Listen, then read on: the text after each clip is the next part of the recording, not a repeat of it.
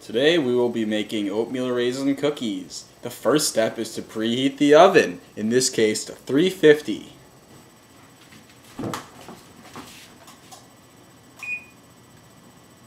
It's set.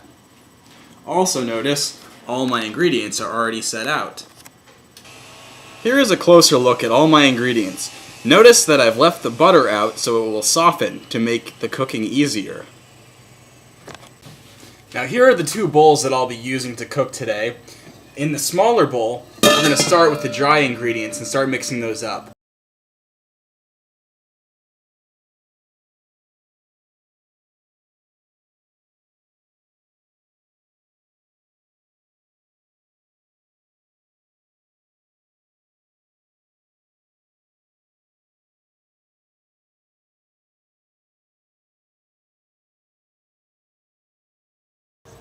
Now that we've finished with the dry ingredients, we can start with the wet ingredients.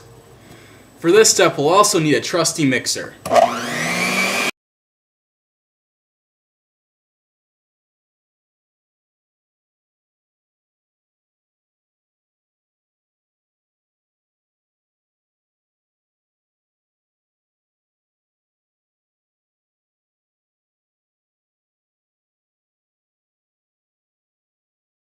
Remember, brown sugar can be very messy, but yummy too. Now it's time to use our beater.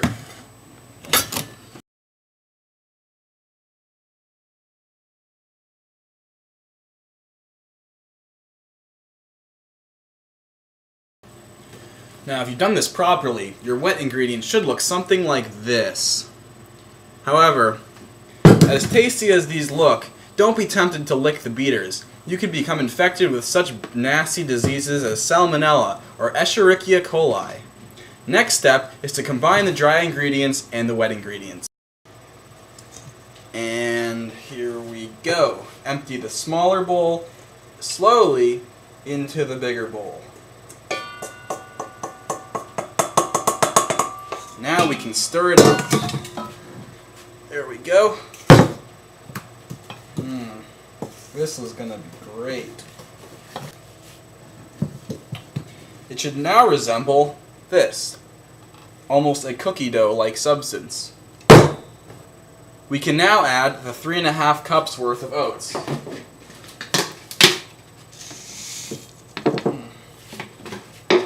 Now, you may like to use the Quaker Oats brand, however I like to use the generic brand because it's cheaper and it also gives a lot of substance to the cookies. This is my generic brand. That's roughly 2 cups. Now, cup and a half. 3½ cups. Now we can begin stirring.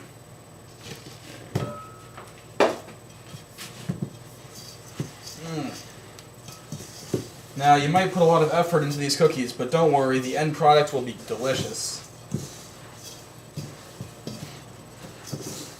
Oops, I almost forgot. We have to now add 1 cup raisins. Here we go. If you'd like, you could substitute the raisins for something sweet like chocolate chips or other dried fruits. And we need 1 cup. And we have 1 cup here. And it's added, and now we can also stir this in. Make sure that the raisins and the oats are evenly distributed throughout the dough. That will give the cookie a delicious aspect. It should look something like that now. And we are ready to move on to our next step. Get ready to get dirty for this part.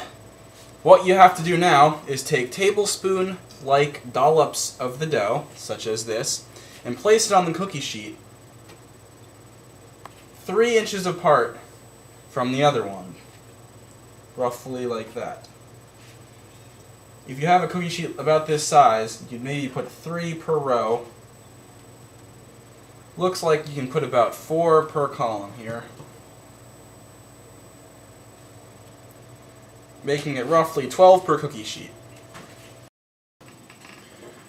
With your dollops of cookie dough, now press them down with a spoon to form them into 1/2-inch circles, such as this.